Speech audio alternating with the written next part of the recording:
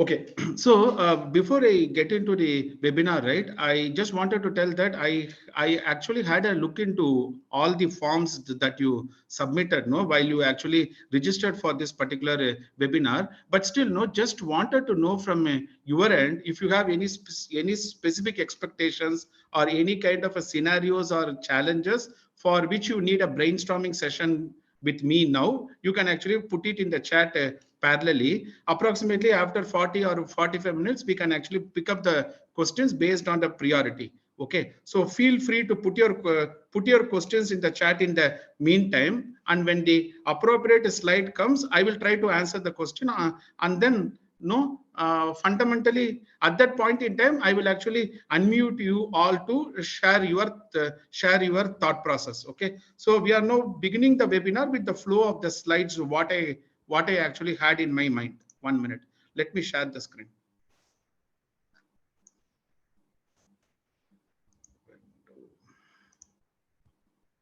One second, just give me a minute. Able to see this slide in front of you? Can someone confirm in the chat? Sometime back I showed a slide. Okay, good. All right, so let us begin it. Okay, see now in this particular webinar, let me actually tell you what I had a plan in my mind.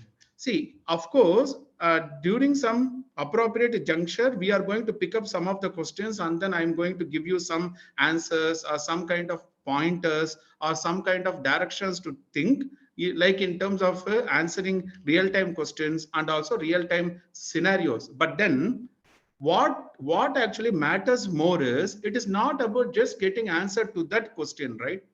Because what will you do from that question if the interviewer is asking you a secondary question or a third level question? So you need to know the subject, right? You need to know the context of the question. Only then you can answer well to the question. Just getting some answers here and there in bits and pieces to any kind of a question is not really going to help you. So I just want to set that particular context or a disclaimer in a very in a very clear manner. Okay, so this is a quick introduction about myself, particularly for those people who are joining my webinar for the first time. I have mentored more than 100 plus Agile aspirants. I have 20 years of experience in IT and 12 years of experience in Agile. I have worked with multiple clients and multiple Agile frameworks, digital transformation, business transformation, all those aspects.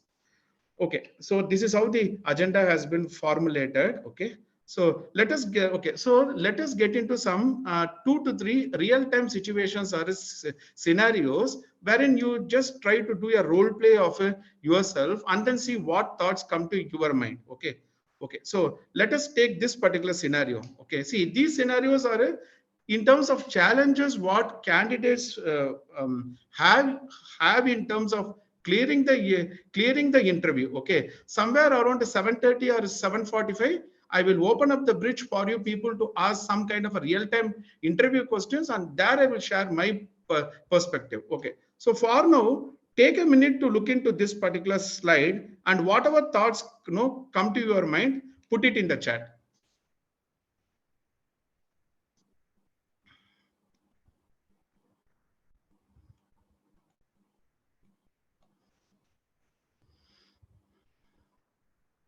So let's say a person had actually applied for an enterprise agile coach role. And let's say that person has by and large extensive experience in terms of team level agile coaching, but not really at a enterprise level. So here the person had had attended some webinars, watched some YouTube videos, attended some agile meetups, downloaded some kind of a white paper, read it on the internet, right? So which we all do, right? Which we all do in terms of preparing for the interview. But despite doing all these particular normal process, the person is not able to clear the interview for an enterprise agile coach because there had been some of the questions pertaining to cultural transformation, OKRs, and all. So what do you think could be the potential reasons for the failure of this particular candidate for this particular role? So start putting your thoughts in the chat.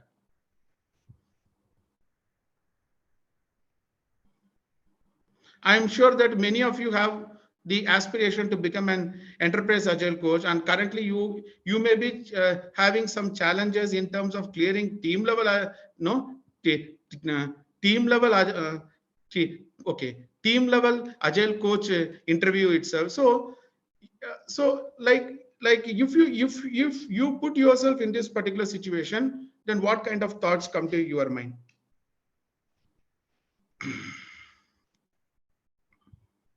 Okay, let me read the chat in the meantime. Team level agile coach is completely different from organization level agile coach. So what actually makes you to tell that, Sweta?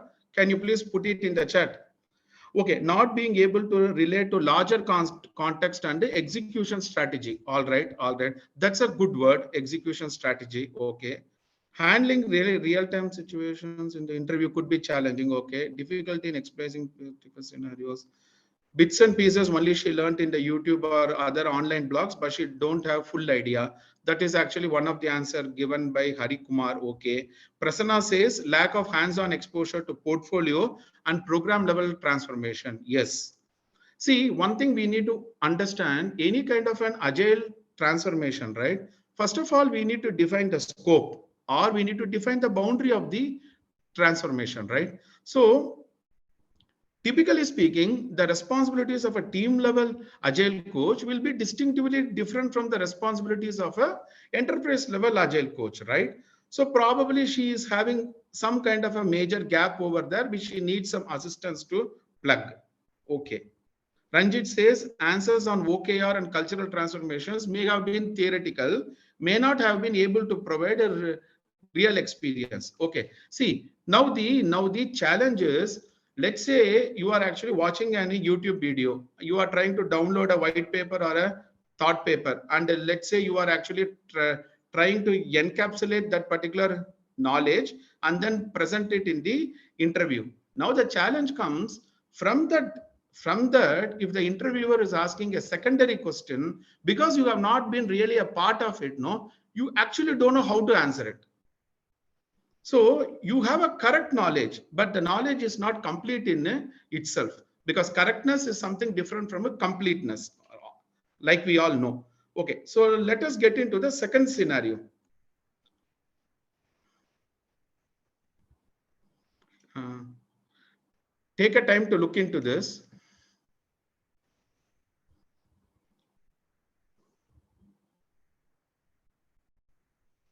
So let's say this person Kannan, okay, he has completed the CSPO certification, and he was earlier playing the role of a business analyst.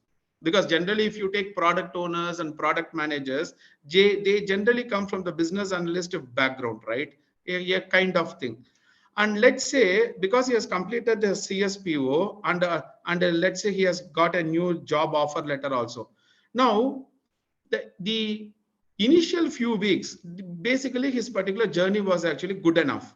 Then came a situation, some kind of an organization structural change, or some kind of a dynamics from the client side, that he also wanted to play the role of a product owner combined with a product manager. Okay. Now, the challenge what this person has is Kannan is not able to distinguish between, okay, how I can balance the role between a product owner and a product manager. Okay, now what thoughts come to your mind? Let's see the chat. So, what is the difference between a product owner and a product manager? Can one of you put it in the chat? What could be the potential difference between the term product owner and the product manager? Of course, in the industry, we have a overlapping between these two things, which I never deny. But having been said that, what could be the potential difference between the roles? I just wanted your thoughts.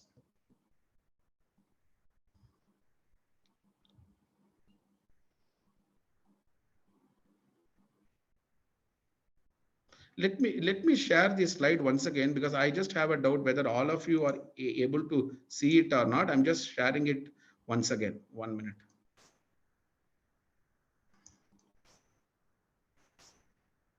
Okay, able to see, right? Okay, so can you put your thoughts now?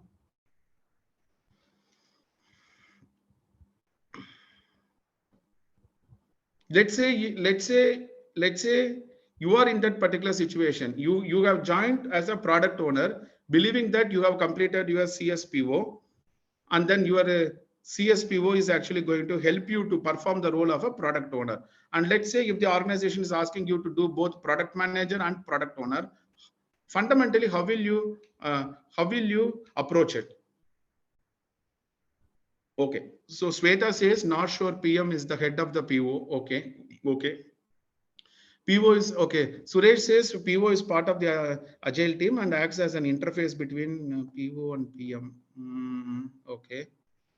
PO is at a release train level and PM is at a solution level theoretically. Okay. Okay, product owner is a specific to a single team or two teams owning a product. So product manager, I'm not fully aware. Okay. So from my experience, let me tell, right? Yeah, as some of you mentioned, right? Okay. Um, I think okay. I see people are really typing good answers. Paramjit Singh says PO is at a strategy level, whereas PM is at a task level. Okay, and I'm not sure about the full name, SAT-VS, right? PM owns the product, both market and implementation. Okay. So we need to understand the fundamental thing is product owner typically owns the product backlog, whereas a product manager typically owns the entire product roadmap itself. So you all understand the difference between a backlog and a roadmap, right? So product manager is more of a strategic role, whereas a product owner is more of a tactical role. That is why some of you have actually put in the chat, product manager acts at a strategy level, whereas a product owner fundamentally performs the role at a task level. Okay, one more thing we need to understand. Typically, then, okay, what do you mean by CPO, Chief Product Owner, right? See, one thing let me tell, whether it is CPO or ABC or XYZ, everything, the roles and the responsibilities emerges from the context of the client that we need to understand. For a particular client in a single engagement or a project, roles exactly what they do is been emerging or evolving based on the imperatives or the business dynamic or the drivers. So there is nothing called this guy only need to perform this guy only need to perform this. But of course, from an industry point of view, generally product manager is a strategy role. And sometimes you can even might as well call this guy product manager as a chief product owner also. Because if you take less framework, large scale Scrum, you have a role called a APO, which is called the area product owner. Because if you go to less huge, more than 8 teams, if you are implementing using less large scale Scrum, you have something called the APO, and these APOs will be reporting to the PO. So what am I trying to say is, rather than focusing more on the terminologies or the nomenclatures, understand the intent of the role in that particular context, right? So context matters a lot. So here the problem with this person has is, maybe he has equipped only to the role of a product owner. Now this product manager has been viewed or rather positioned as an extended version of the product ownership role. So where he has a challenges, right? See, if you know swimming, then you can only swim well. To some extent, it is going to give you the endurance level. That doesn't mean that you can reuse the endurance to go on a treadmill and run for 1 hour. If you want to run on the treadmill for 1 hour, again practice running on the treadmill for 1 hour. Okay, then only you will have that flavor of endurance to run on the treadmill. Of course, to some extent, both have commonalities which we never deny. Okay. Now, why am I giving you these particular challenges? Because tomorrow, after you clear the interview, these kind of situations may even come to us, right? Or rather, someone may ask you in the interview itself, let's say this is the situation, then how will you respond to it? So the mind needs some training. So I'm just trying to simulate those particular situations in this particular webinar.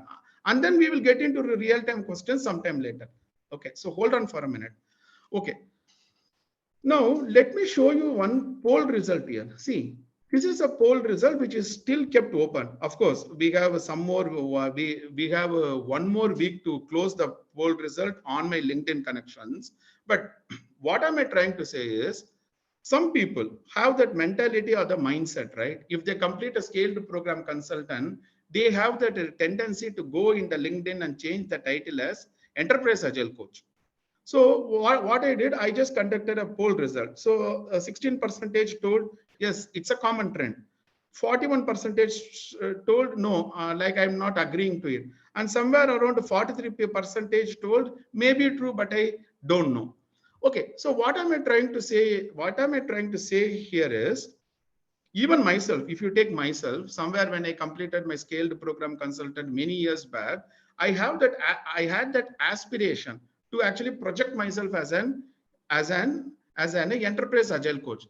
But then after performing lot of agile engagements, then I came to know really, man, the level of capabilities and competencies what is needed by an enterprise agile coach may not be achieved just by doing a 3 to 4 days of a certification. Of course, it could be needed, but it is just the beginning of the journey. Just by doing SPC certification, I'm not sure how come people will immediately get the capability of doing an enterprise agile code. So when you look at this particular poll result, right, what kind of thoughts come to your mind? Can you put it in the chat? Do you agree to this particular tendency or the behavior of the people, or you have some other thoughts? Let me see in the chat.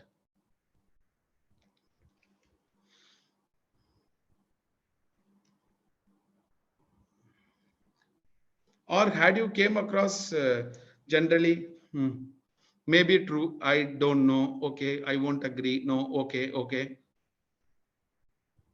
okay, okay. So 1 minute. Let me close unwanted process.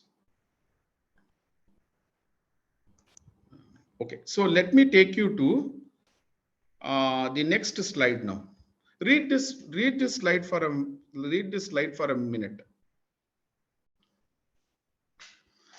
So let us like actually take the example of this person Rekha. Okay, so Rekha is working as an agile consultant for a banking client.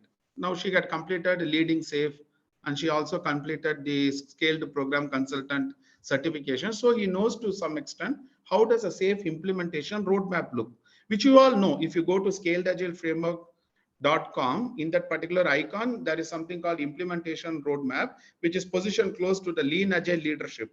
If you click on that particular icon, an arc kind of a diagram will be there. Now, let's say the challenge is like this. This particular Rekha, she was pulled in the middle of a safe transformation, wherein you have your odds already been positioned, right?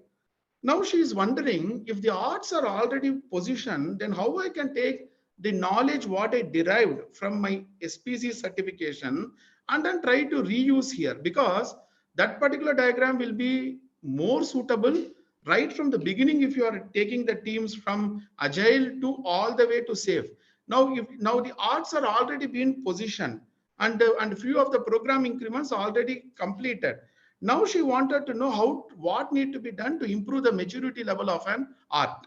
Now, if you are in this particular position, probably how will you address it?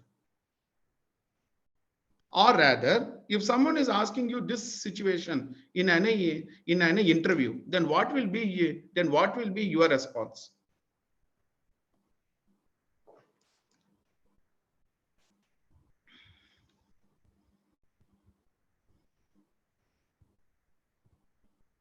Okay, that's okay. So how will you fundamentally address it?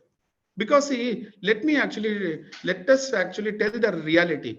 In many places, when you are working as a team level agile coach or an agile project manager or a scrum master or any role for that matter, you will not be invited into the engagement on the happy path, right? Agreed. Much of the time, what happens? The project will be in a red color, the deepest red connotation, whatever it is. At that time, you will be pulled as a scrum master or you will be pulled as a project manager. And unfortunately, clients will expect you to turn the table within a short span of time, right? And they wanted the moon onto the table within a short span of time. Now, let's say if you are taking that particular diagram which is shown over there, and you cannot force fit, see, do not ever try to force fit anything into the context. You need to create few things which is resonating with the context. The moment you force fit it, you lose your individuality, right? Of course, you need to customize it, which I never deny. But all that I'm trying to say is when I completed leading safe long back, many years ago, I also had challenges to really understand the entire safe diagram. And then when I completed SPC, at least SPC told me where I lack.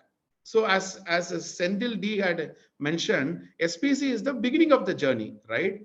So doing SPC doesn't mandatorily give you the capabilities of an enterprise agile coach, right? See, you think practically, how come a capability could be only tied to your framework? Of course, I understand SAFe gives you and see, I myself have propagated SAFe in multiple platforms, but all that I'm trying to say is agility is independent of the framework being used. Correct? Agility comes more from the mindset level, more on the agile principles and values, safe principles and values, not just on the practices. So, which I'm going to cover in the forthcoming slides. Okay.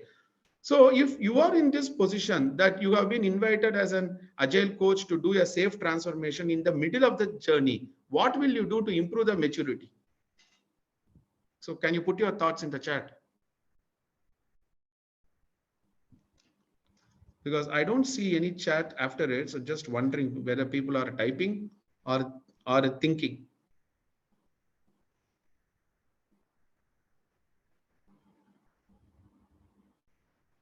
Okay, let me tell my experience. Okay, and probably you can leverage my experience and then try to put your thoughts. Okay. So the point is like this. So when I was working for a client, we had multiple arts. One is like a shipping art. See, remember one thing in the interview when you are answering, don't tell art one, art two, right? The moment you tell art one, art two, art three, your answer becomes bookish. Interviewer can really find out, hey, this guy only knows only generic safe. I think this guy have not, because what is not inside, it's not going to come out outside, right? So what you need to do, you need to read more on safe white papers and then have conversations with people who have implemented safe. So if you take one of my experience, we had a safe for one of our international consignment and shipping kind of a courier company. So what we do in that time, if you take the name of the arts, shipping art, billing art, consignment art, custom clearance art, and every art will have 4 or 5 teams. So when I joined as an enterprise agile coach, I first did a art level maturity assessment because I need to know where these arts are positioned currently in terms of the agile maturity. When I say agile maturity, I'm not talking about general agile maturity, the safe maturity, right? So I started my journey by doing an art level maturity assessment. The second thing what I did, I took the retrospective backlog of all the teams under the arts, right? If you take one art, right? Let's say it had approximately 5 teams. Okay, I'm just giving a rough number. So one art had 5 teams. Okay, and let's say one team had 8 members. So 8 into 5, 40 people. One art itself will have 40 people. Now I had 5 arts, so approximately 200 people.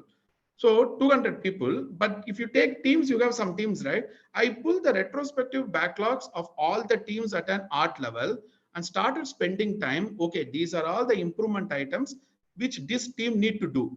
Then I created a coaching plan based on the transformation roadmap, based on the retrospective action items, and also based on the safe agile maturity assessment. Okay, so like that, you may need to take it forward. It's not like you copy paste the diagram from the safe and then put it over there and then try to do only a few customization here and there. It is not like that. What you do should typically resonate with the ecosystem of the engagement. Agreed? Or you want to share your thoughts? What thoughts come to your mind? Like if you have any questions, put it in the chat.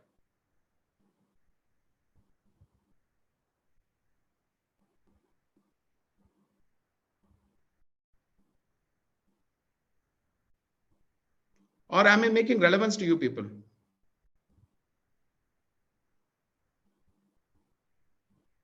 Okay, I'm just waiting for a few chats. Agreed, Balaji. Yes, agreed with your thoughts. Okay, fine, cool, good. Okay, so what am I trying to say is now the challenge is when you are getting pulled into an engagement which has okay, but do they conduct okay, so okay, let me take a question here. Suresh A asked a question, but do they conduct a retro objectively? Why not? If you are taking your metrics and then trying to do a retrospective, you can might as well do a data driven retrospective. But then an experienced agile coach will start introducing varieties in the retrospective. Sometimes you can use an agile gaming technique, sometimes you can take a data, because the point is very simple. See, everything cannot be captured in the form of everything cannot be converted into a form of a number also. Okay, that also we need to keep in mind. Sometimes it will be an open-ended survey result, a more of a open-ended questionnaire. But sometimes you can even take the data and then try to do a data-driven retrospective so that there is more objectivity in your conversation.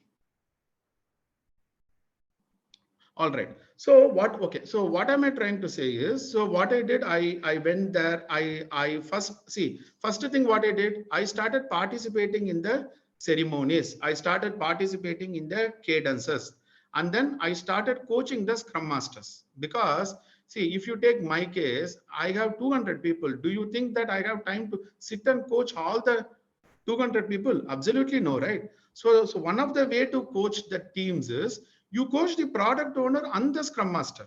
If you are working as an enterprise agile coach, we actually generally coach the product owner and the scrum master. It is a responsibility of the scrum master to really go ahead and then coach the individual teams. Now, going by a safe terminology or a nomenclature, since we have a role called RTE, much of my coaching, much of my mentoring trainings will be given to the RTE. And it is the responsibility of the RTE to go ahead and then do the. So I will be partnering or rather working together with the RTE. So like that, you may need to position your answers in the interview. See, the point is like this, right? I'm not I'm not telling you people that just tell this for the sake of the interview. Absolutely no. This is the way you need to really take up the situation. And if you have the capability, it will automatically get reflected in the interview, right? So from that perspective, like I was just sharing it. Okay, so let's keep the momentum. Okay, so let us spend some, of course, I made a YouTube video on this particular thing, which you can watch it later. So see, I'm now going to cover 15 to 20 minutes on these two slides. Now, what I request you, what I wanted from you people is, after I completed these two slides, I wanted to put in the chat what mistakes from this slide you have made, which you think could be the potential reason for not clearing interviews in the past. Okay, okay. So let us go one by one. First thing, which many people, which why generally failure happen to most of the people, both in professional life and the personal life, is overconfidence. Means what? I know everything mentality. Because I have 20 years of experience, I have 15 years of experience in agile. What is that to prepare for the interview? Yeah, let me go ahead and then give a shot. Absolutely no, right? As one of the proverbs says, what the proverb says, if you are not something they say, if you are not preparing something, okay, it is actually told like this, right? uh, if you fail to prepare, you are actually preparing to fail, right? If you fail to prepare well for the interview, in fact you are preparing to fail, as the proverb says. So first thing is the overconfidence and I know everything mentality, which is going to be a downfall in any aspect of life for that matter. Okay, second thing is not getting aligned to the JD, right? So you might have done so many things. You might have worked on Jira, you might have worked on Rally, you might have then done this thing, that thing, blah, blah, blah, is all okay. But what does the JD wants? Are you equipped in tune with the JD?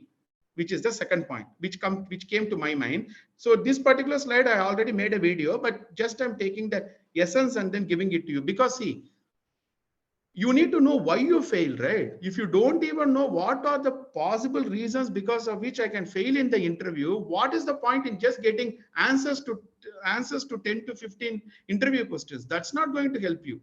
That is going to satisfy your hunger only for the time being. That's not going to sustain. You need to know what would be the potential pitfalls for me to fail in the interview. If you address that, only success will come. If not, there's no guarantee. Okay, so second thing is not getting aligned to the JD, like as you told.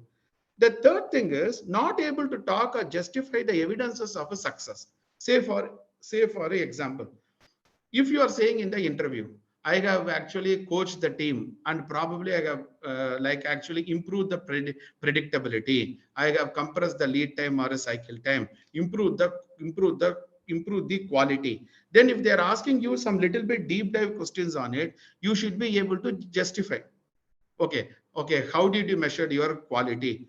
Is it a production free defect, or it is a sonar cube or a static code analyzer, code coverage, or your regression test suite pack, or your percentage of automation? Okay, how do you measure your quality? So if you are not able to give a convincing answer to justify the evidences of a success, credibility on you comes down. The moment the credibility on you comes down, there itself the decision will be taken by the by the interviewer to reject you. Okay, fourth thing is focusing only on agile transformation, because nowadays what happened, like as I mentioned in some of my previous webinars, we have a digital transformation, business transformation, lot of things which are actually going on, artificial intelligence and machine learning, how to use those things in some of the engagements or projects. So my say is the second and the fourth point go hand in hand, because in the second point, if they have mentioned a word called business agility, then you need to spend some time on understanding what is business agility. Just speaking about Scrum, Kanban, your DevOps and Safe is not going to help you, right? Then jumping into the answer, even without taking a pause or even without understanding the question fully. So can I have an honest answer from you all? How many people have this particular tendency? How many of you will jump into the answer without even waiting for the interviewer to complete the question? So can you put it in the chat as just yes, yes, yes? Let's be honest, right? So how many of you will be waiting in the interview for the interviewer to end the question? See, so many people are putting. Okay.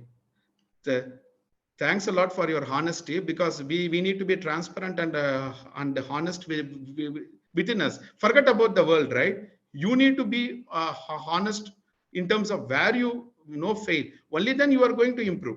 The same thing applies for me too, right? Okay. Sometimes yes. Okay. So my say is we all actually theoretically read it, right? One of the important attribute or a trait expected from an agile coach is listening skills, right? And if you don't exhibit that particular listening skills in the interview itself, then how come the interviewer will feel comfortable to take you? Many people talk, okay, many people think, okay, I also had that particular thinking pattern many years back. Many people think if I talk more, probably I can impress more. Absolutely no. What matters is the content and the way you present it. It's not on the time of talking, right? You are not being measured on how long you are going to talk, what you say as an answer to the question, correct? We all logically know this, but unfortunately when it comes to us own improvement, the logic mind shuts down and then something tries to override it. When it comes for others, we will generally tell, right? So that is why what I started doing for the past 1 year, every night I actually sit down with a paper and pen, and then I go through the entire day, right? let's say from morning 5:30 or 6:30, whenever I get up. Some days I get up at 5:30. It all depends upon the previous night. So from morning, let's say from 6 a.m. to all the way to 10:30 p.m., what happened in that particular day? I do a retrospective, the entire day, right from the morning till date. What are all the things I have done? Okay, how I behaved with my wife, how I behaved with my child. Okay, did I responded well to people? Okay, did I served my clients? You believe me, if you do this for 10 days or 15 days consistently, believe me, the amount of transformation that is going to bring to you cannot be measured. You will be a completely different person. Of course, failures will still come, challenges will come, but you will be at least cognizant about, I don't know where I tend to go wrong. Okay, okay, okay. How many of you agree to my point? So starting from today, right? So you can take this as one of the key learning from this webinar. Starting from today, why don't you take, like when your day ends, why don't you take a paper and a pen, and I wanted you to write it. Not okay. I don't want you to use more of a digital thing. You have a diary and a pen, and then you run through the entire day. If you have challenges in terms of running through from 6 a.m. to 10 p.m., you can go in the reverse order, because some people have that difficulty of walking the day from the beginning because they may tend to forget it. So you start from now, or okay, where I spend my time, did I wasted my time, and how did I responded to my friend? Okay, is it a correct way to respond? Is there something which I can do better than this? And that is true agility, right? And if we as an agile coach do not echo that particular thing, and there is no point in preaching people what we don't practice. And the moment you really practice and then preach people, believe me, the energy level which you bring in your professional circle when you do your coaching, all these things, like it will come automatically, right? So just make a try. Okay, so just make a try, and then share your feedback in any of the webinar. Okay, one second. So let me go back to the slide. Okay, so here what I'm saying is that jumping into the answer even without taking a pause. Okay, then see, not able to talk about challenges at an appropriate level. Okay, so let me give a simple example. Let's say I am the interviewer, and you are actually applying for a position of an enterprise agile coach. So now I'm asking you, okay, so by the way, what kind of challenges you have? If you are saying my team member is not updating Jira, my team member is not updating burn up chart and a burn down chart, do you think that I will select you? Definitely no, because you are applying for the role of an enterprise agile coach, but you are telling challenges at a team level. So that's the word I use, like not able to talk about challenges at an appropriate level. So don't talk about your Jira challenges, your test data challenges, test environment challenges, those kind of challenges when you are applying for a leadership role, right? Say for example, one of the challenge what I had is when I was creating an enterprise level agility dashboard, the parameters what we are using in that particular dashboard was not resonating with the OKR framework, which they had at a portfolio level. So that agility health radar also need to be a little bit customized or contextualized so that it resonates with the OKR. That is one of the challenge at an enterprise level. You should not talk about your Jira challenges over there, right? That is what I put. Okay, then domain specific challenges. See, for example, if you have been interviewed for a banking domain, you need to know the basics, right? What is the difference between an investment banking and a personal banking? Okay, what do you mean by FATCA? What do you mean by JATCA? What are all the regulatory mechanisms in a bank?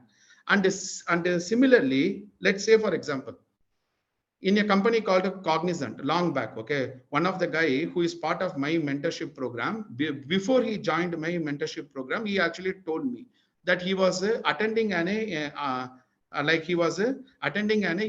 interview for a SAP based implementation project for the role of an agile coach, and that client wanted at least to some extent this agile coach to know the basics of a SAP.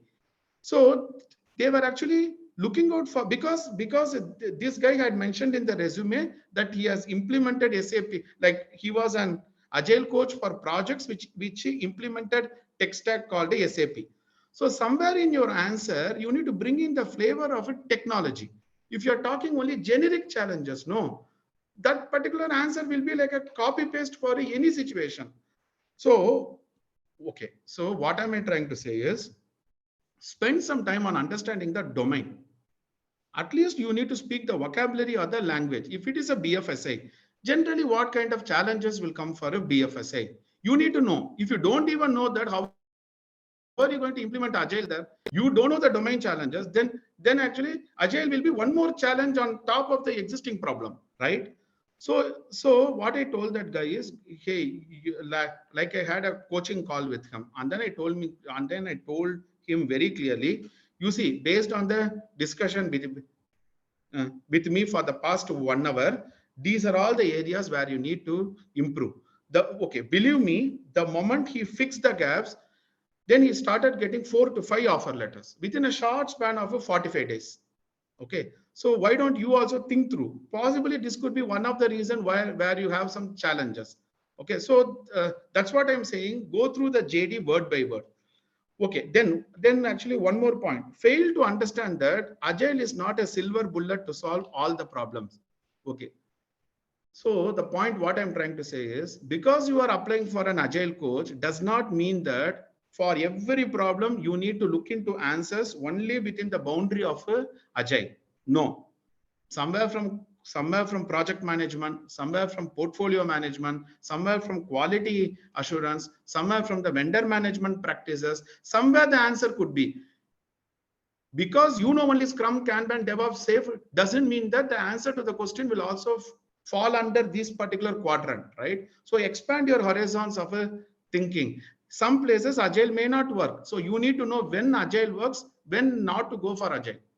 Okay, which I covered in one of the hybrid Agile IT webinar, which I took a couple of weeks back. I told very clearly what are the guidelines or parameters when to go for Agile and when not to go for Agile. Okay, so this is actually one of the trait. See, for example, one guy completed SPC, immediately he will be triggered, like he will be having a misdirected enthusiasm. Any problem he will start, he or she will start thinking only safe. Just because you completed scaled program consultant certification does not necessarily mean the answer to your problem lies in the safe. Understand the problem and the context, then you need to look into the solutions, right? Okay, then this is one more important point. Not talking about value adds or a unique selling proposition. Okay, so let me go back to the chat. Okay, how many of you feel comfortable? Okay, how many of you have a list readily prepared? These are all the value adds which I have done apart from the project. If you have the list, you can put it as a yes. If you don't have the list, put it as a no now. If you have, you put it as yes. If you don't have the list, put it as a no.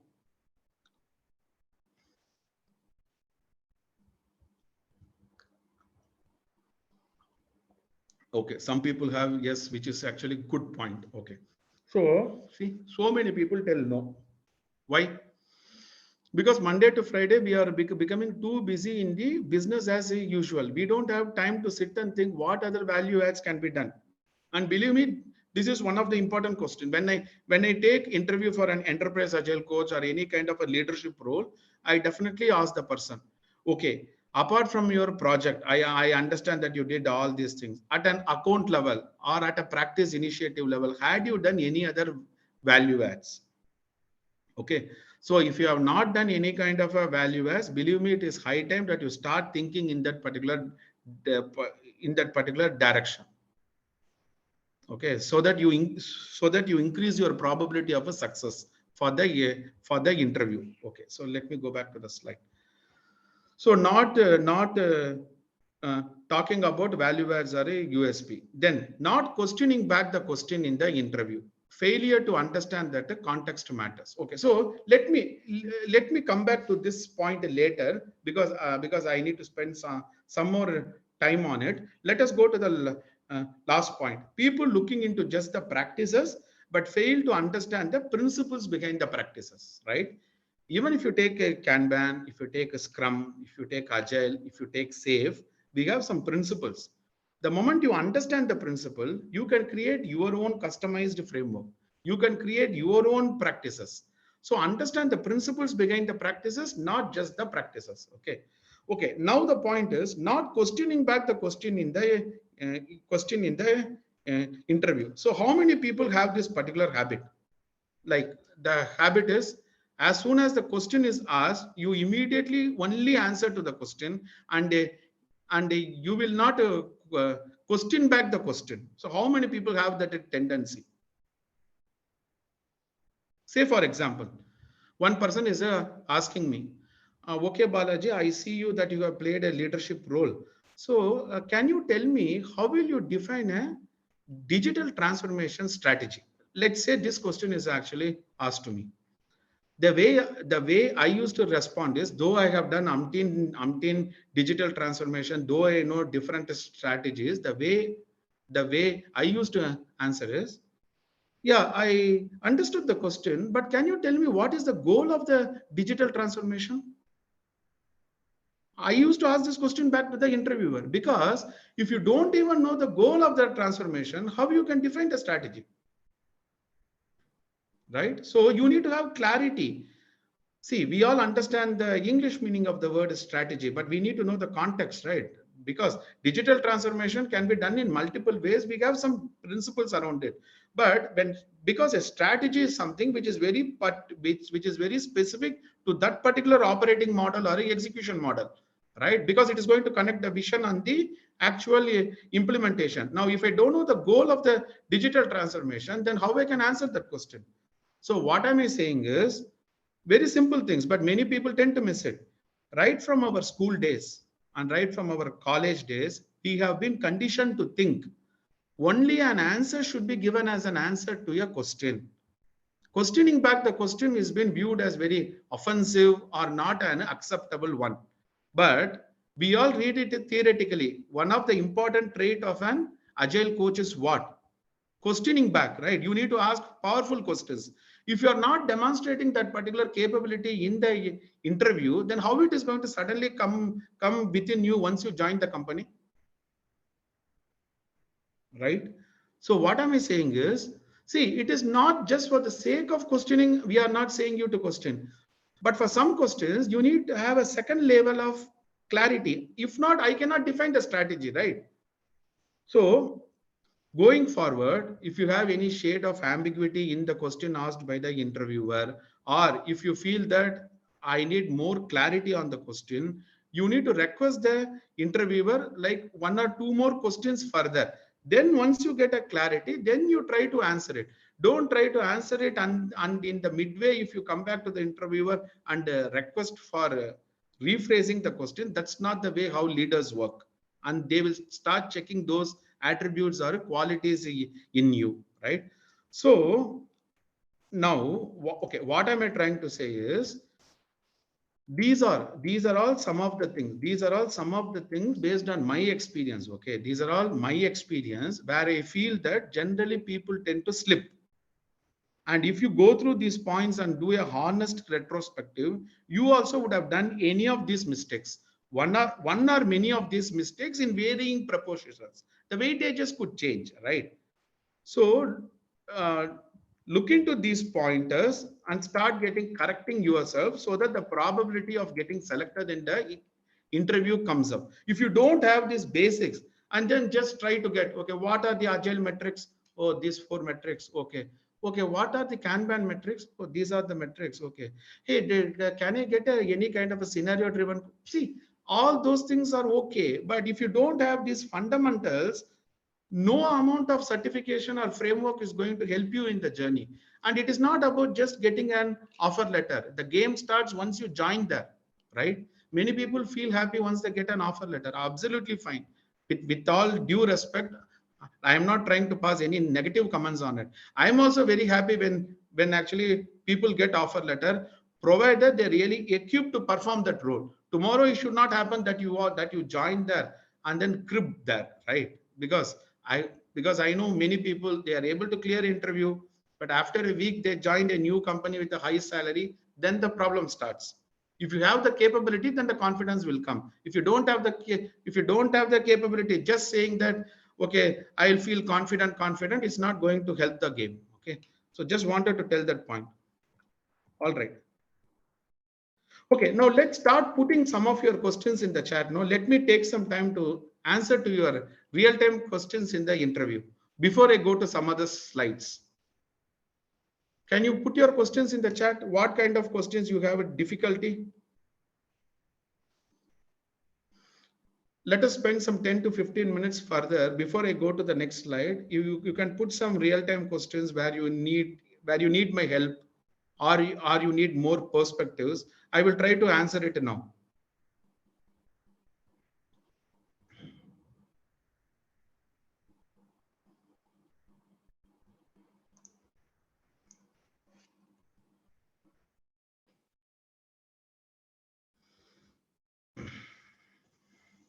Okay, someone asked, how will you coach executives on a LPM, lean portfolio management?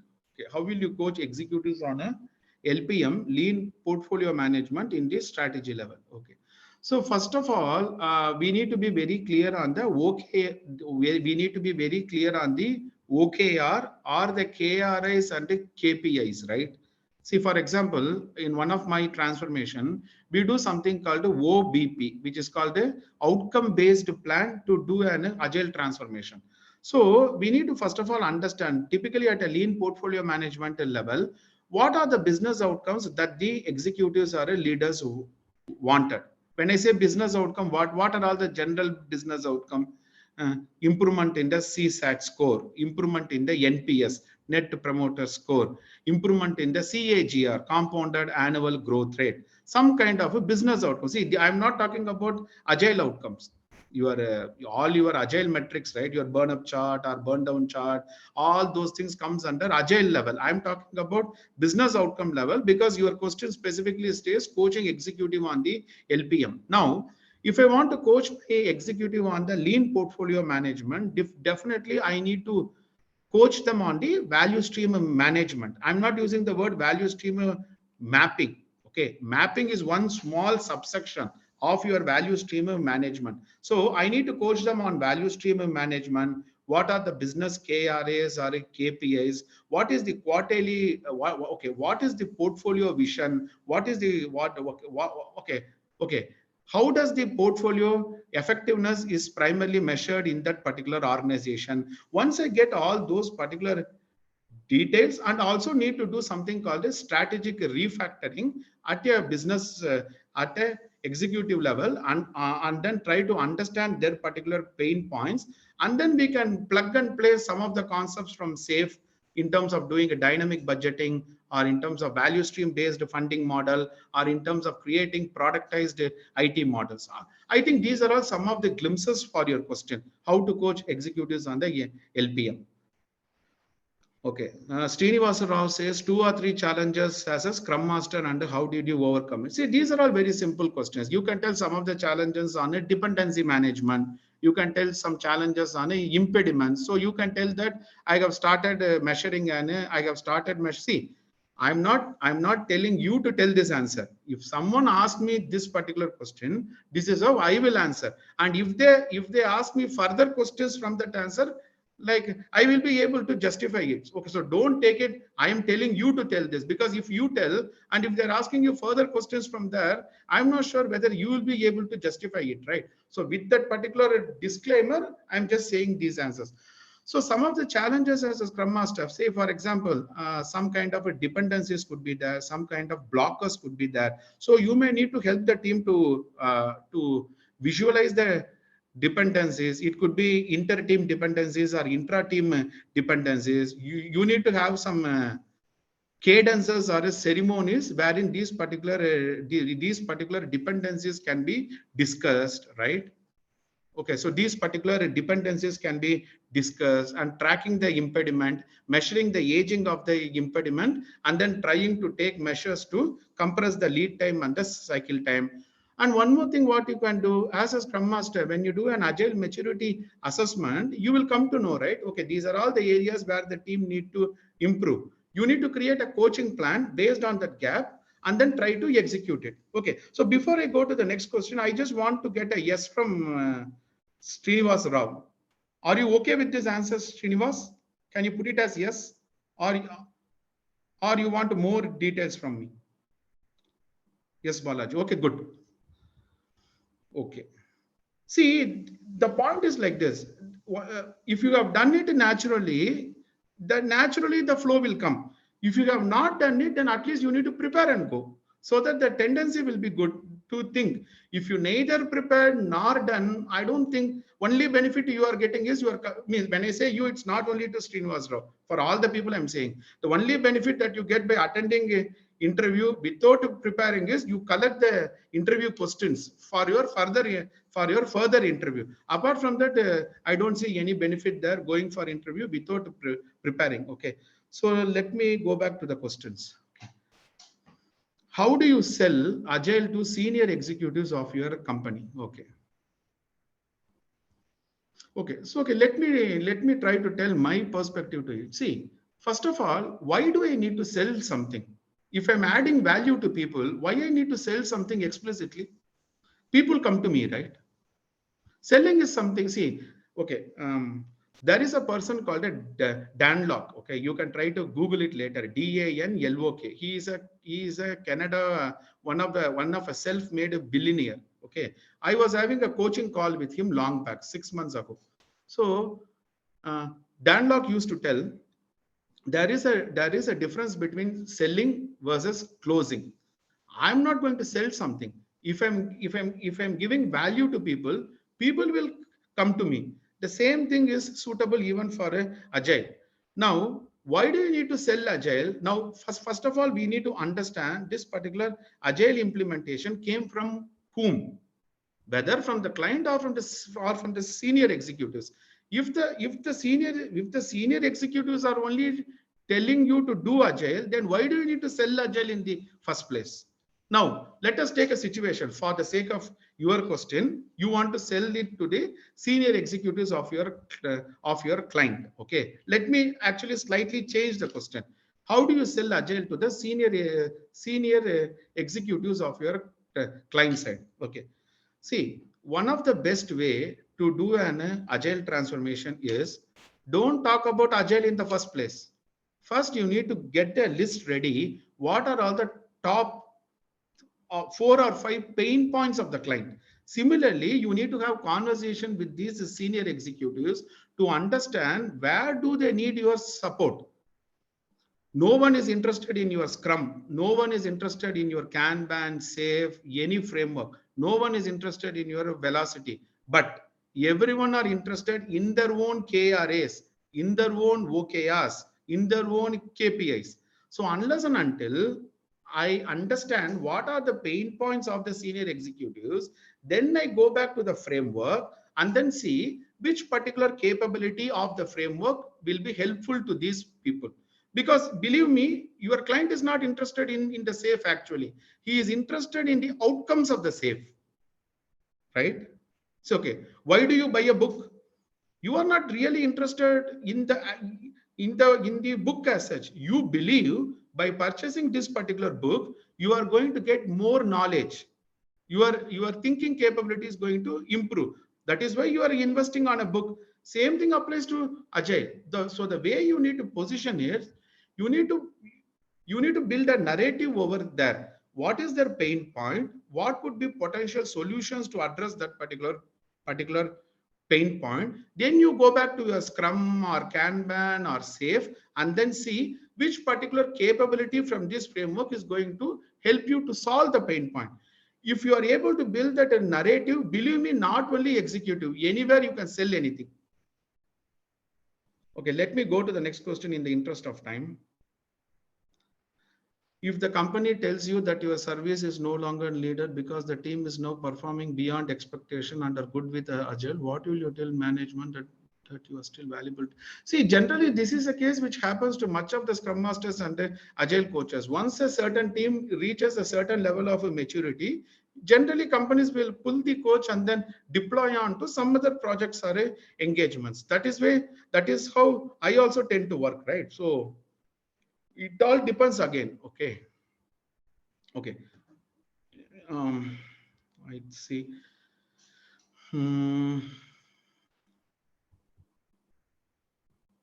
Okay, so this question I have already answered in one of my webinars, playing the role of a project manager or a scrum master, because that is how the real-time industry is actually operating. Either you need to scale up to plug the gaps to add value there, or you may need to find alternatives. And there is no point in cribbing that they are giving you this particular expectation, right? See, now you think of practically, if a company wants 100 scrum masters, let's say, for a large scale transformation, if they wanted 75 scrum masters, where will they go for 75 scrum masters? It's an open truth that project managers need to be repurposed onto a scrum master role.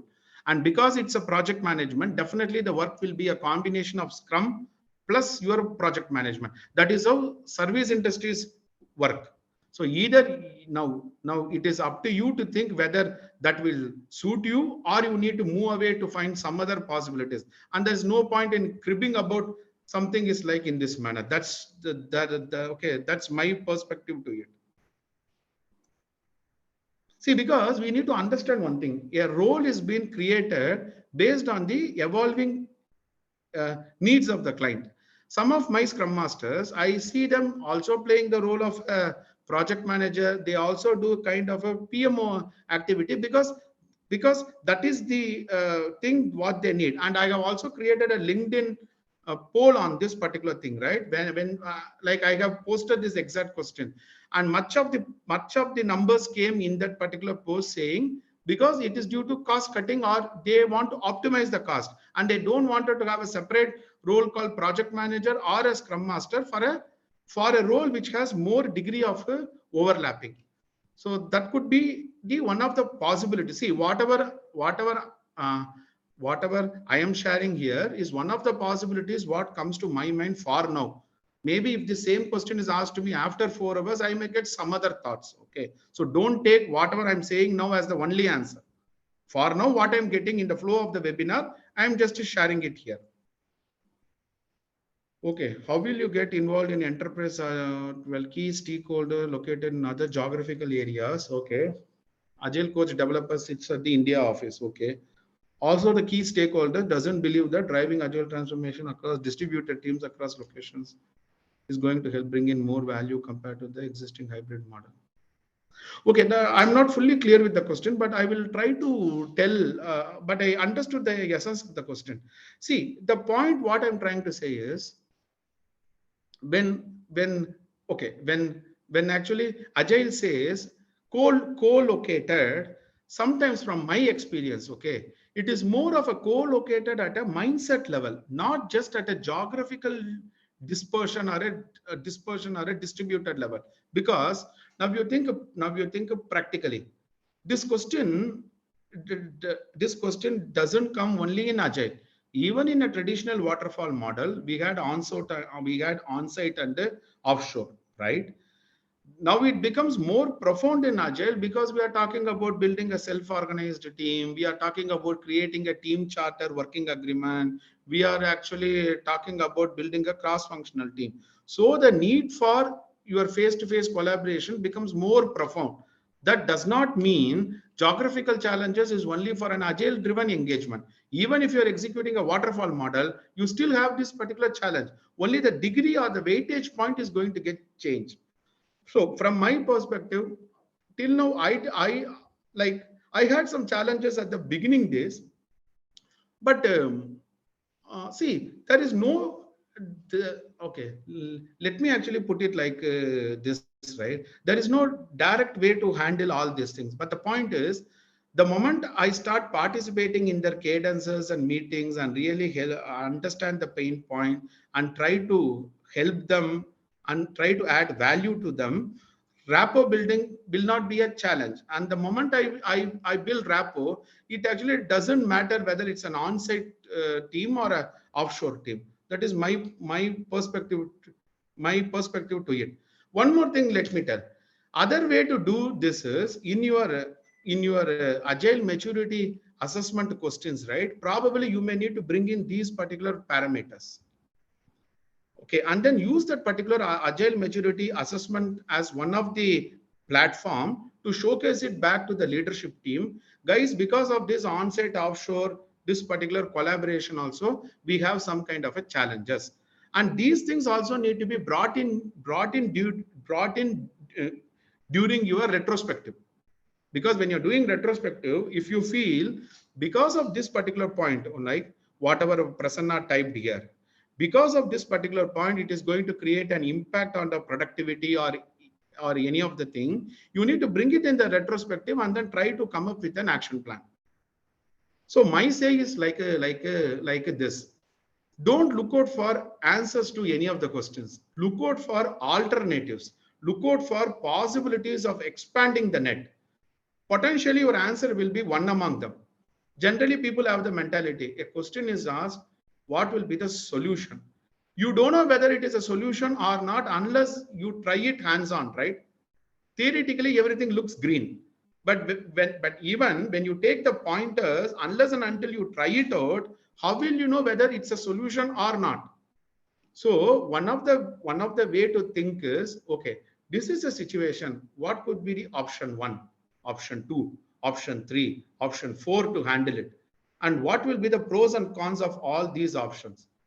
So that is what your SAFE principle also says. Start with a set-based approach. Don't start with a point-based solution. Apply the SAFE principle for your own thinking also. Whenever a situation is given, try out possibilities, try out alternatives with variety of options. Unless and until you take the options and then implement it, we cannot tell this answer is going to solve the problem. Okay. Okay. So Prasanna says, thank you, Balaji. Hope I addressed it. And someone says, okay, please guide on agile coaching interview approach. What is agile? Okay, I'm not sure what did you mean by agile coaching interview approach. Agile transformation is like you understand the transformation goal, create a transformation roadmap. See, many people ask me, I have challenges to create a coaching plan, Balaji, what to do? Answer is simple. You do an agile maturity assessment, right? That assessment is going to tell clearly what are the gaps. So why don't you create a coaching plan to plug the gap? Question paper is already given to you. These are all the questions. At least you need to prepare answers for these questions and then come to the exam, right? Same thing. Your agile maturity assessment sheet is clearly going to tell these are the parameters based on which I'm going to assess the team. So why don't you create a coaching plan to plug the gap? Now the question comes, okay, how will they know the gap? For that only you are doing a preliminary assessment, right? You are doing a preliminary assessment to know what are all the areas where the team is doing good and what are the areas they need to improve. So do an assessment, which is like a baseline assessment, then create a coaching plan based on the gap. So you can connect with me offline if you want any more details. Anyway, in my mentorship program, we are covering all these aspects, but you can connect with me offline if you have more. Okay. So I think these are all some of the pressing questions which people had in mind and they just wanted to know the perspective. But then again, I am saying all these questions, what you are asking, it is like, I want this fish. Don't aim for a single fish, right? Learn the art of fishing so that as and when you want it, you can go and catch a fish. Because now I am giving you the answer to these questions. What will you do if the interviewer asks you some other questions? Right? So my suggestion is, okay, so like I have some more slides to talk, but all that I'm trying to say is you always think on expanding the possibilities. Okay, option A, option B, option C, option D. What could be the pros and cons of each? Then you go to the solution. Don't just think on the solution. If you think on the solution, you will be getting only one option. Right? Okay, I hope you people are able to get the point. Okay, what is that I'm trying to tell? No more questions, only simple questions you have put. Any other questions? Okay, if you get any questions, you please put it in the chat. Okay, someone says that makes complete sense. Good. Okay. Okay, cool. Okay, so let me go ahead with the slides. Okay, and in the meantime, if you get any questions, put it in the chat. We can come back and then take a look into it. Okay, all right. I'm just sharing my screen once again. 1 minute. See, I just want you to look into this particular image because I have a reason why I'm see when I'm doing something. Hope you all believe at my level of experience, there is a reason or a purpose tag to it, right? So I'm just sharing you something. Okay, okay, this is what we have covered now. All right, I just created a placeholder. Okay, now look into this particular image, right? So a man is there, okay, and a dog comes chasing him, and hopefully from this particular diagram, the man is afraid about the dog and he runs, right? So generally, had you faced a similar kind of a situation? Oh no, I'm just trying to ask from you people. Somewhere you are going in the dark, some dog came, right? And you immediately got into a fear or a panic mode, and you start to run, or you try to be quiet, and so that the dog becomes calm. So, what thoughts come to your mind? Just can you just put it in the chat? Like I will come back on the exact situation in the next slide. Okay. Okay, Swapna says many times. Can you just put a descriptive answer? Once a dog came, I ran away. Something like that. I just wanted you people to put a descriptive answer. Let me take a pause for a minute. I'm just stopping the video.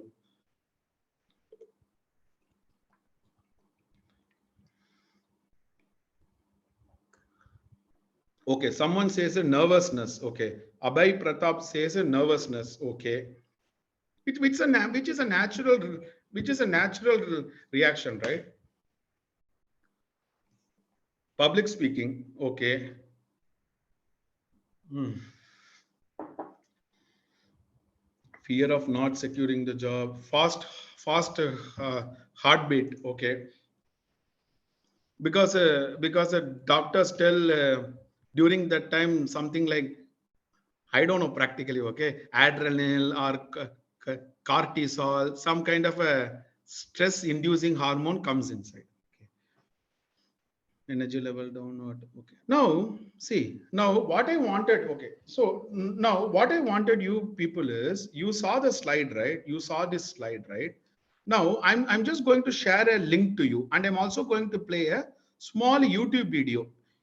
Okay, either you can see the video here or you watch the video offline. Now it is not more than 30 seconds. Okay, so 1 second, wait. I'll just share you. 1 minute. I will take the video and then I will share the screen once again.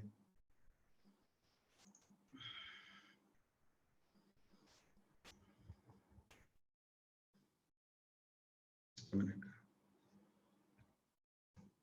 Now I'm going to show some of the video. 1 minute. Just these ads come.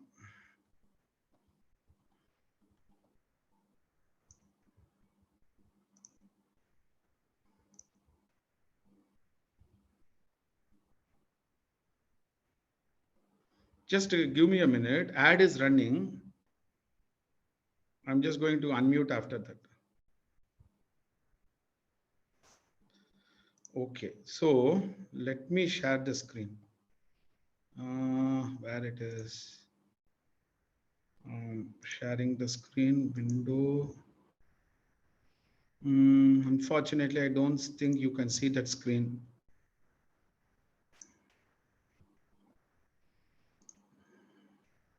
Okay, can I do one thing? If you are okay, I'll just do one thing now. Why don't you watch this particular video offline now? This is just a video which is not going to take more than 30 seconds. Okay. I'm just pinging it here. Watch it on your computer or watch it on your mobile. Okay. Instead of me sharing it here, I'm just putting it in the like in the chat. Had you got the link of the video in the chat? Just try to play that video, because you have anyway been muted. There is no problem. Just watch that video for a minute, and then we will continue. So what happens in that particular video? Just watch it and then put it in the chat.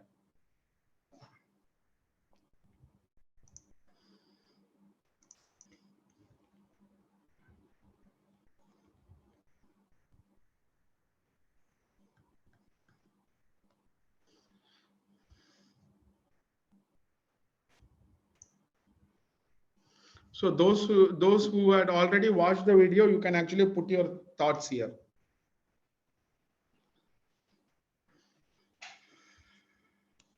See, some people have fear of interview, right? So you can take that fear of interview to be equal to the fear of the dog. Whenever you are walking in a dark space, let's say a dog comes, immediately people get into panic mode, which is a natural reaction, and me too had that experience. Okay, now which is actually picture one, which is actually scenario one. And once you watch this video, you will come to understand scenario two. I wanted you to watch the scenario two from that YouTube. See, okay, so people started viewing it, right? Nothing to scare, but he felt that dog is going to hurt the girl. Okay, okay. So what happens there? There also you have a person, you have a dog, but something happens distinctively, right? Something happens differently. Okay, let me tell a situation. Let me actually tell a situation. Respond immediately and save them. So, okay, say okay. Now, why am I giving you this particular situation? See, the reason is, let's say my daughter is 7 years old. Okay, 7 years. So let's say 6 months back, I was going for a walk with my daughter. Suddenly, a dog came from one of the adjacent villa, and though they call it as a pet dog, for the owners it is always a pet dog, as we all know. But we really don't know whether the dog is really pet or it's a wild. No, it will come and then bark us.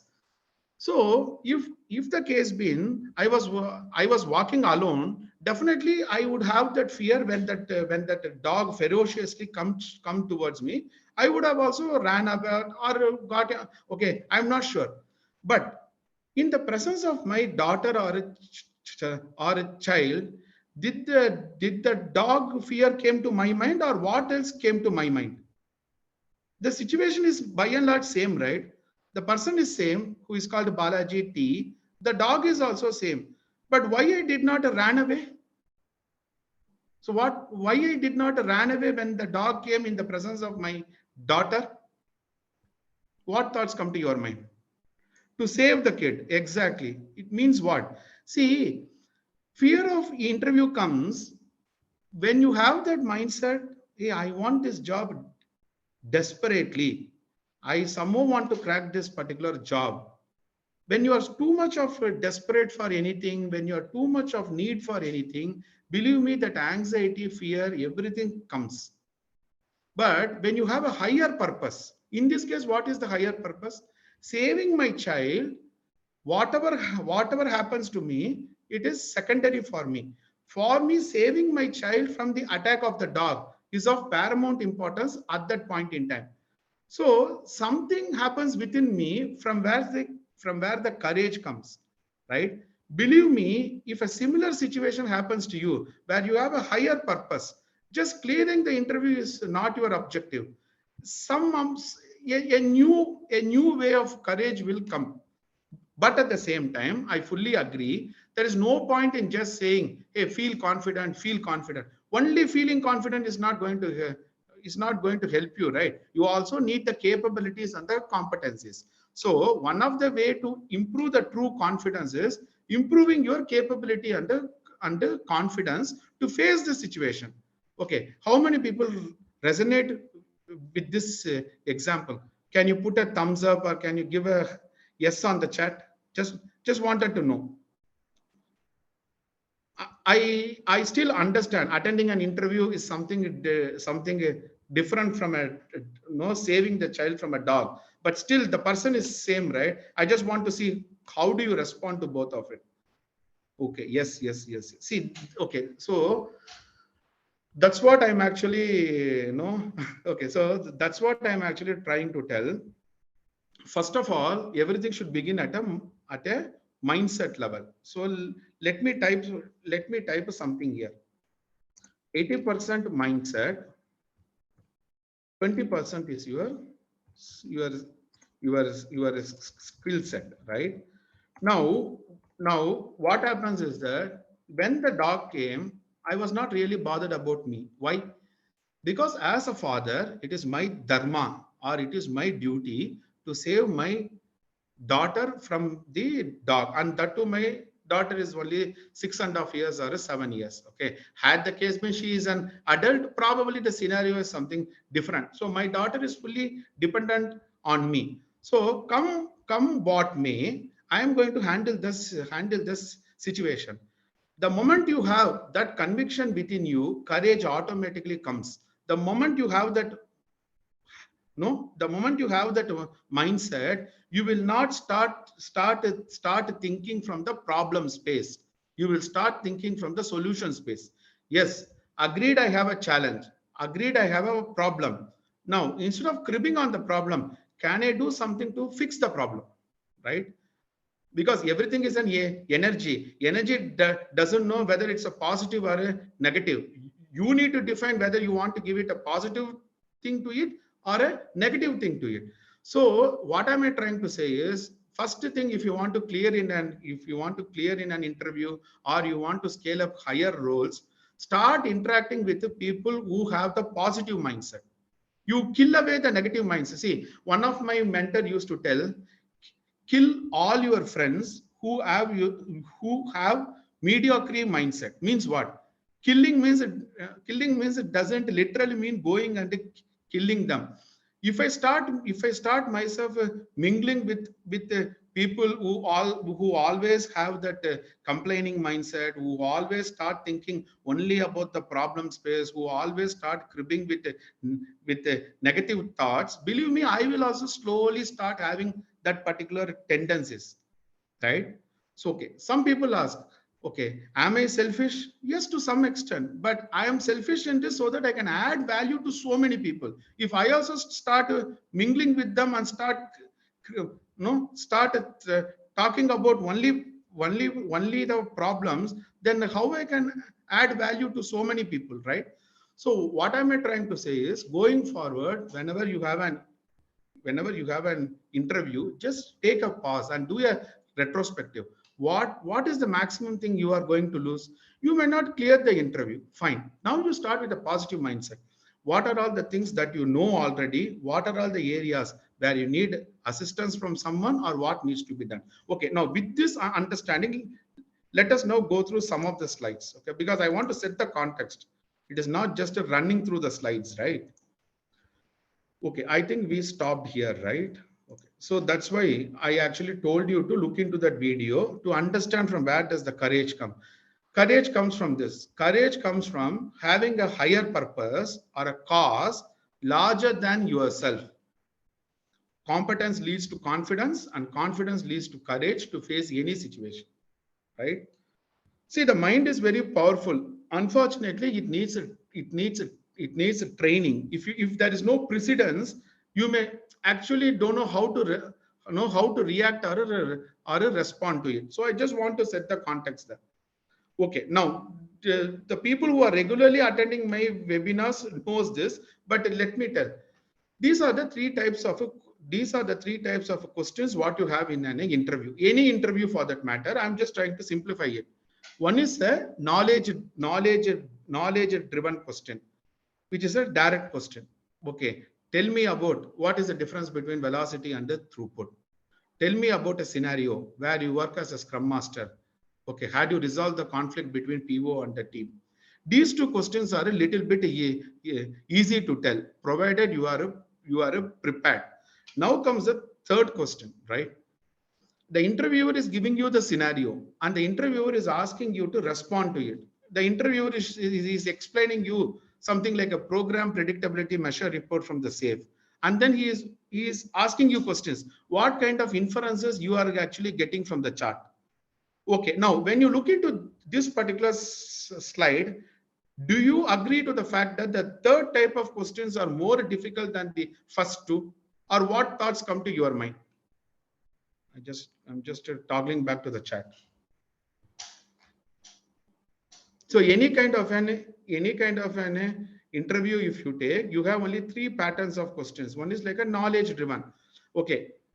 Okay, because gone are the days of people asking what is velocity. Because in 2008 and 9, if you tell velocity, people used to give you offer letters. But if you now tell velocity, you may not get selected because every guy talks about velocity, right? But then just for our webinar discussion per se, what is the difference between velocity and the throughput, which is all like a knowledge driven question. Second kind of a question is, okay, as a scrum master, how will you handle the conflict between a product owner and a team, wherein if you have anticipated this particular situation, you could have prepared well. But the third kind of questions are very difficult questions, right? See, when I take interviews, many people know it. When I take interviews, I generally used to keep some burn up charts, burn down charts, cumulative flow diagrams, throughput charts, control charts, and then I actually share the screen. And then I will ask the candidate, hey, if my program predictability measure report from SAFE looks like this, what kind of inferences you are able to pull out from it? Believe me, out of 100 candidates, only 4 or 5 candidates can answer it. Because you need to understand, you need to apply the concept, pull out inferences. So generally, HR people will not allow me to take the interview by and large, because if I take a interview, I will generally filter the people. But what am I trying to say is, do you agree to this point? Any kind of interview will have these three patterns of a question. So where do you find the difficulty? I just wanted your thoughts.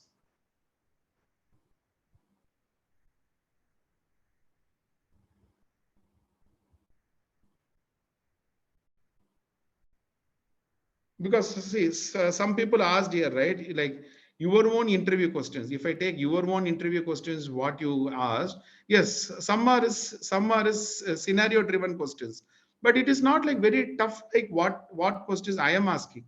I show you a cumulative flow diagram, and then I ask them, if the curve goes like this, then what will you do? If the curve if the curve comes like that, then what will you? Many people feel happy that they didn't get selected also, because tomorrow if I put them onto a project, they need to deliver it, right?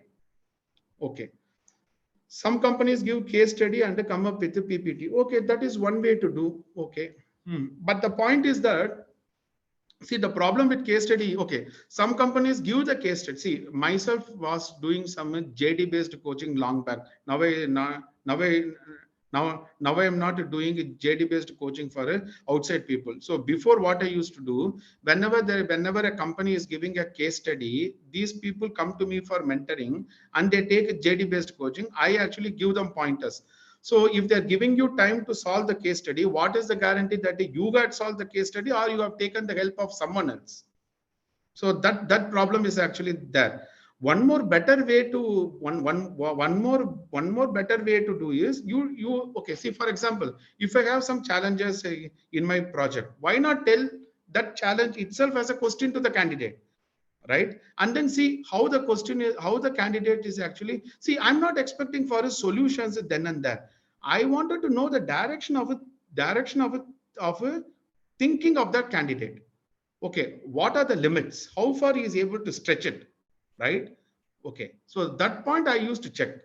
All right, fine. So 1 minute.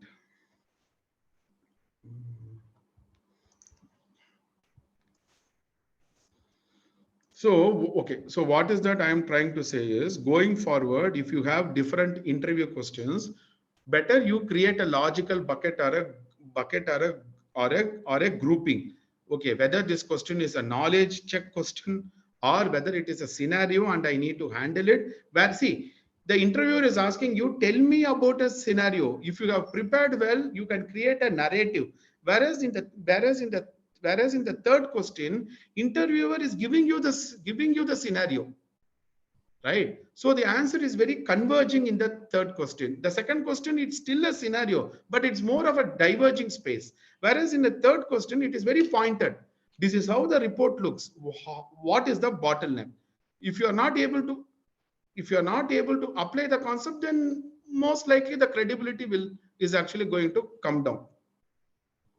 Okay, so these are all some of the tips. Okay, to increase your probability of success, don't just answer the question, address the intent behind the question. Never tell anything that contradicts with the expectation of the JD, right? Because if the JD is asking something and you are telling that you have not worked on it, then don't expect to get selected.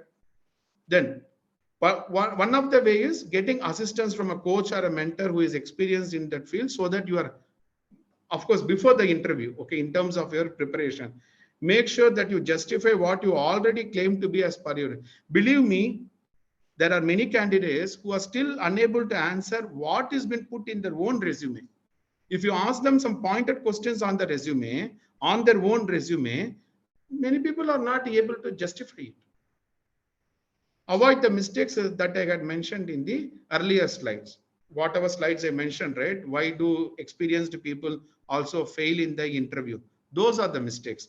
I think if you do justice to all these things, at least 80% of the problem can be solved.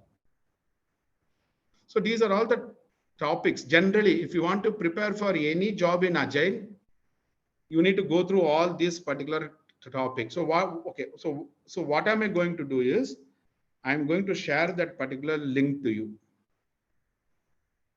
Give me a minute. I'm just putting. Oh my God. I'm just putting it in the chat. Go through this particular link. I will share the link. Wait. This link will at least tell you what are all the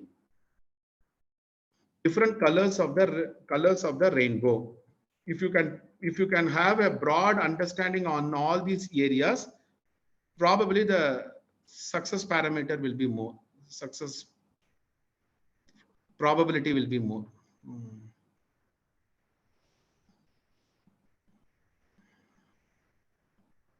Okay, so I think Lokanath has knowledge-driven and scenario-based questions can be handled if you are prepared well. But if the charts and all you can answer if you really worked on it, not really.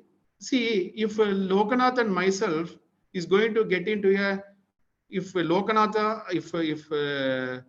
if Lokanath and myself is really going to get into a mentoring session, and then if I'm going to coach him, these are all the different ways possibly a question can come. And this is how you need to analyze a chart.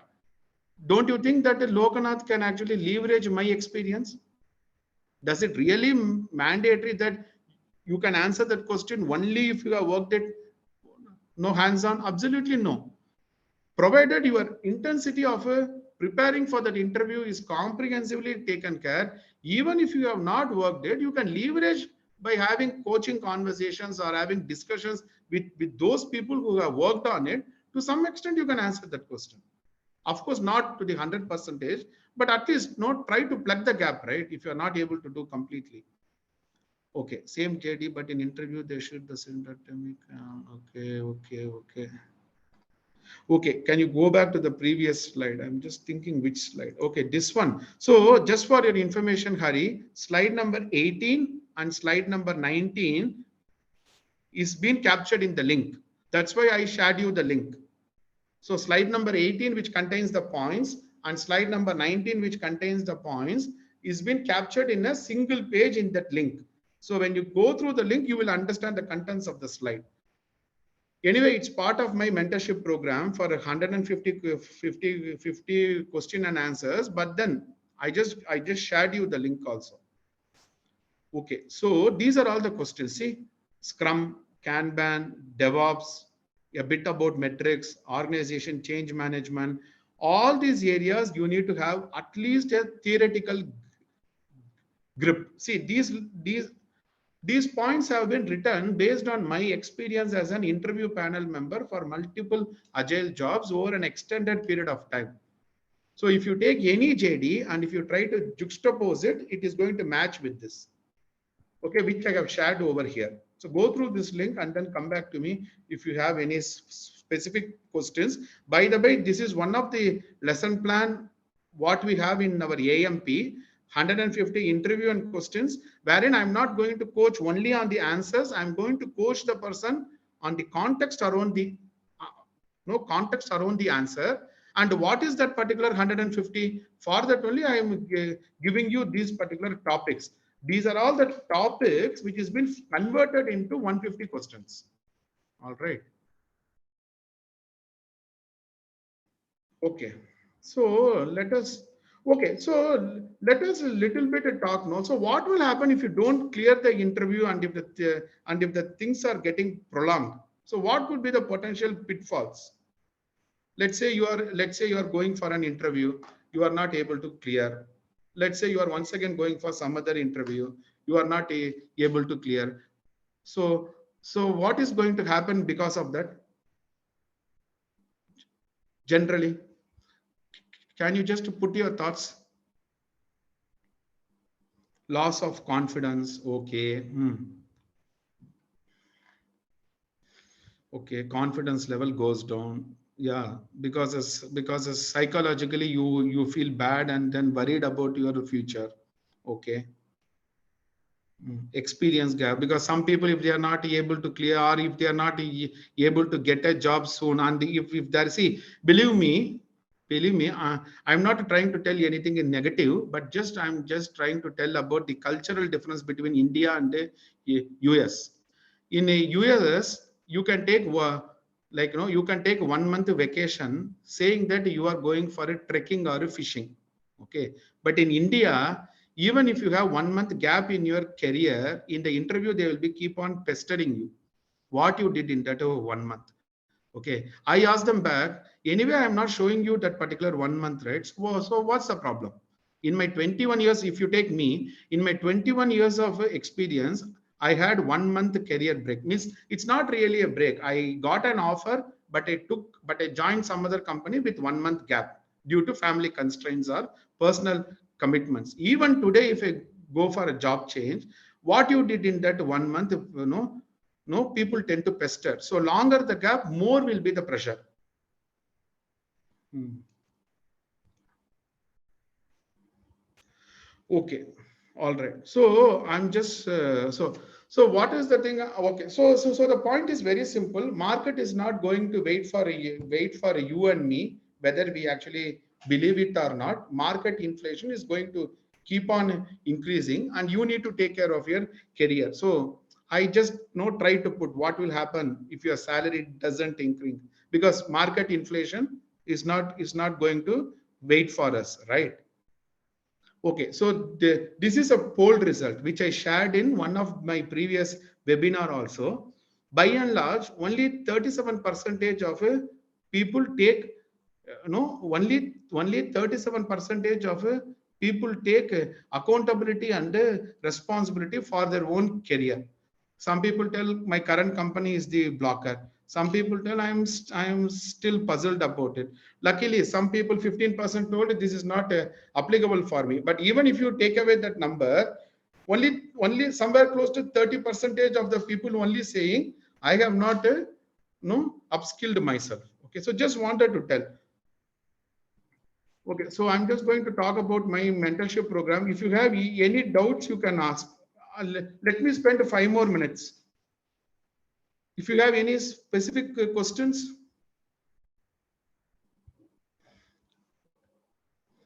Okay, if you have any questions to ask, take time to paraphrase it and then put it in the chat. We can actually come back. Okay.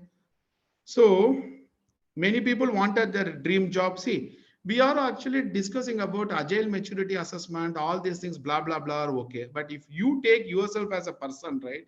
These are all the aspects which one need to focus. No, for any person, health, career, finance, family, your social relationship, because only then it will be a holistic growth, right? And this applies for me too. If I'm just focusing on career growing, if I'm not focusing on other aspects, it doesn't make relevance by and large, right? So, okay, so I just thought to see, the point is that you also need to visualize, you also need to be, we also need to start thinking or visualize how does our dream job should look like, or dream life will look like. And your visualization, the moment it becomes very intensified, it starts manifesting in the life. Of course you need to take actions. It is not that you visualize and you take act and you don't take actions. You need to take actions, but if something is not coming in the thought, it's not going to manifest in the life, right? So that's the point. You will start doing visualization. How does your dream job need to be, and how do you wanted your life to change from where are you currently and where you want to grow, right? So this is how my agile mentorship program framework look. Some people ask me what is the difference between a webinar and a AMP. So I tell this slide. You can read the slide. I'm not going to read it again. There is a difference between reading a book and having coaching conversation with the author of the book, right? So that is the difference between attending a webinar and enrolling in a structured learning journey. Okay, and this is an assurance which I can give. You keep attending my webinars regularly, most likely you will get offer letters, but I cannot guarantee that you can perform the role only with the webinar. Okay, that's why I have just put this quote. Many people got offer letters, but out of that, many people are struggling to do the job. Now they came back to me, and now they signed up for the mentorship program. So you can just think through what will be the value derivation between a free webinar versus a structured learning journey. Okay, this is the slide which I generally used to tell. You can either walk up the stairs or you can make use of an elevator which is going to take you from the ground floor to the top floor. Decision is yours. Of course, there's a pros and cons in both. Okay, so we have different lesson plans here for different people, all the way from a scrum master to an executive coach. Okay, and these are all some of the testimonials. Why don't you take a minute to look into it? I will have some water in the meantime.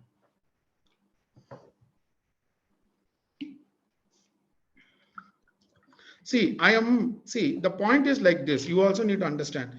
I am perfectly okay to share my answers to the questions which I have already shared. But my only concern is from those answers, if your interviewer is going to ask you a second level question, then how are you going to justify it? Right? Think about for a moment. If you are on the other side of the table and you are interviewing a candidate, the candidate is able to answer to the question and you feel happy. The moment you ask a little bit a deep dive, if the candidate is not giving you an answer, then the initial answer what the candidate gave also loses the credibility, right?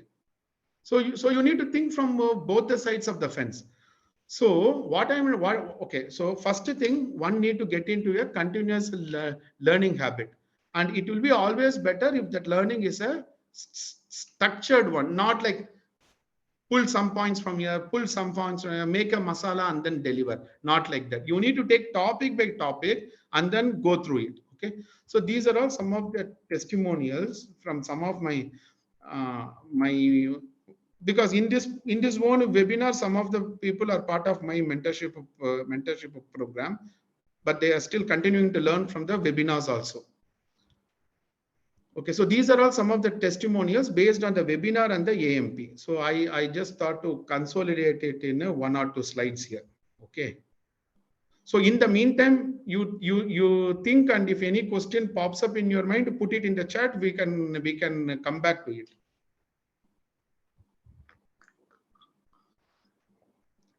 Okay, so these are all some of the things I just thought to put it. See here, one of the person, Vimal, he is saying here, honestly, till this point, okay, so this particular comment he has given soon after the Kanban session. Okay, Kanban session. Honestly, till this point, I thought it was about only 4 to 5 columns of a Kanban board. But today's session, he has understood the power of a Kanban framework. And he has understood many aspects like a cumulative flow diagram, lead time, and a different class of services, because at that time he was new to Kanban, so he was not able to use the word class of services, so you use the word service type. And now he has already enrolled in my 150 agile interview question and answers, and we have completed the mentorship, and he has went up to a different level now. All that I'm trying to say is he was able to feel it in the webinar. Okay, that's why people are giving these comments, right? So in this webinar, what I did is I really took a cumulative flow diagram from multiple projects, and then I showed them, guys, folks, if the CFD looks like this, probably this is how the CFD, this is the bottleneck. And that edited version, you can find it on my YouTube channel. Okay. So these are all from some other people who has completed SAFE certification with me under some other lesson plans. Okay, this is from Josna. Okay. All right. Okay. So any questions you have before I go on to the closure part of the webinar? If you have any questions, I can answer it now. I'll share it again.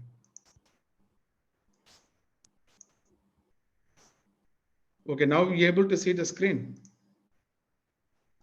I was actually going through these slides. Testimonials from the webinar, from the mentorship program. Okay, and also I was actually about to begin into explaining it. But before that, if you have any questions, I can actually take it up. Any other questions you have?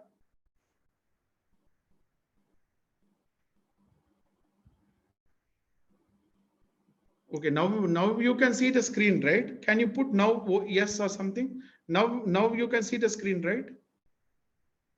Okay. All right. Cool. So someone asked to show the testimonial once again. Let me go to that slide. See, these particular testimonials are there in my website also. See, more than the testimonials, let me tell one thing. If I'm not able to deliver value, if I'm not able to give you something in this 2 hours of webinar, I don't, because one can understand from the webinar, testimonial should be viewed as more as a supplement, not as a substitution, right?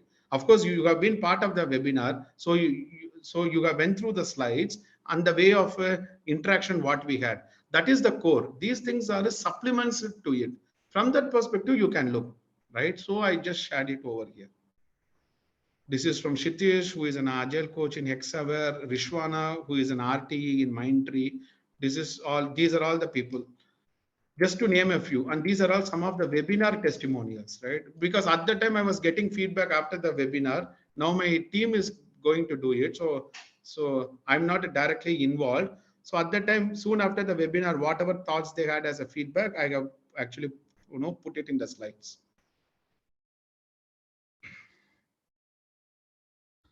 All right. Okay, this is from Josna. All right. So let me tell what you get as part of the mentorship program. So the moment you enroll, okay. So before we enroll in the mentorship program, the process is you and me will have a conversation. So it all begins with the conversation. You and me will fix some time, maybe for 15 to 20 minutes, and we will have a detailed conversation to understand where are you currently, what is your current role, what are your current challenges and the pain points, and where do you need my support. Accordingly, me as a mentor will suggest you, okay, if you have project program management, portfolio management capabilities, then probably you can enroll for a Agile 4Ps. Okay, it is called as a 4P because project, program, portfolio, and the product management. The reason I have positioned product management is because many of the companies are nowadays moving from project to product mindset. So I thought to have Agile 4Ps in that. Or rather, if you are saying that I am a Scrum Master, I wanted to become a team level Agile coach, then probably L1 AMP. Okay. Or rather, some people come to me. I am already a part of I am already playing the role of a team level Agile coach. I wanted to become a enterprise agile coach, then I will probably recommend you L2 AMP. So now what am I going to do is, as part of the webinar, I am going to share you the service offering a document now. Okay, so that service offering a document has the details. Okay, you can take this PDF, which is going to contain 50 agile interview questions, followed by the pages. You can go through it, wherein I have a different lesson plans for it, different people. But just to paraphrase, if you are a Scrum Master, or you wanted to become a Scrum Master, or you are already playing the role of a Scrum Master, but you want to gear up to a team, no, to a team level agile coach, then probably you can take a L1 AMP. If you wanted enterprise level agile coaching, then probably L2 AMP. Or if you wanted project program portfolio management capabilities in agile, then probably you can go for a agile 4 piece. Okay, so those details I have put over here, which you can take it from there. 1 minute. Let me stop sharing for a moment. Okay, and for people who are maybe for people who have joined my webinar for the first time, if you are yet to subscribe to my channel or get in touch with my social media platforms, you can make use of these links. Okay, and one more thing, many people know this. I have something called a my own WhatsApp group, Agile Enthusiast WhatsApp group, where we do some very impactful conversations, very impactful discussions. So if you wanted to become a part of that group, just make use of this link and then join the group. You can use the last link to join the group, and once I permit you, you can join the group, wherein you can post your agile questions and we can have a conversations or a discussions. Okay, all right, now I'll go ahead and then share the screen.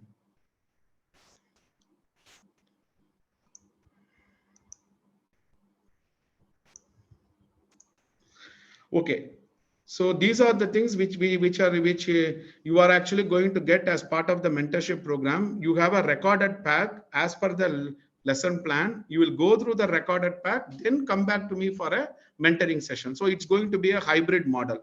Okay, and you will be getting real-time templates.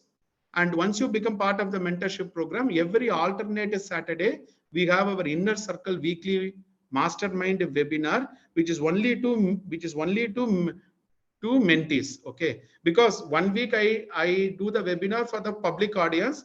The second week I do the webinar only to my mentees group. So that particular webinar is called a inner circle weekly mastermind, wherein I will be teaching them on one concept for 1 hour, and the remaining 1 hour we have a real-time conversations. It could be your interview questions, or it could be your see, what am I trying to give? I'm trying to give lifetime value for one-time investment. Every alternate Saturday, I am there for you, like as a mentor. I come there and sit with you for 2 hours, and you can make use of the time to have discussions with me.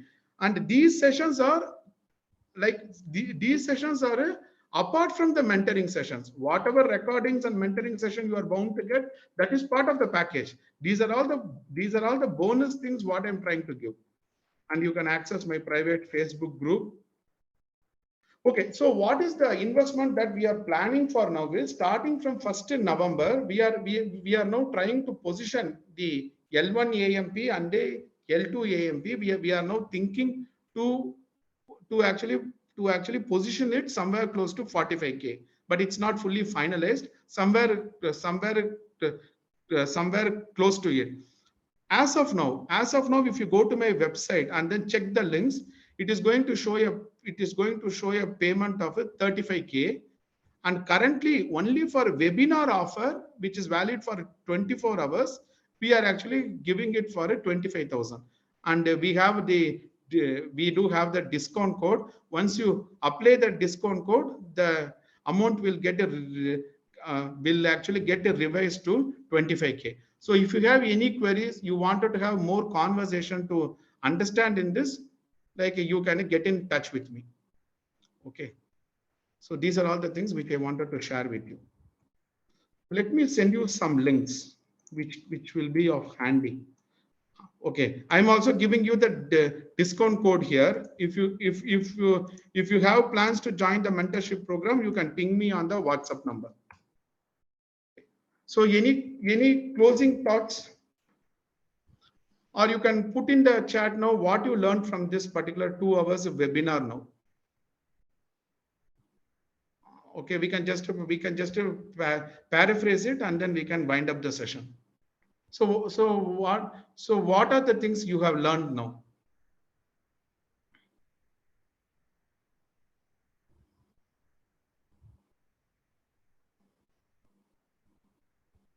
What thoughts come to your mind?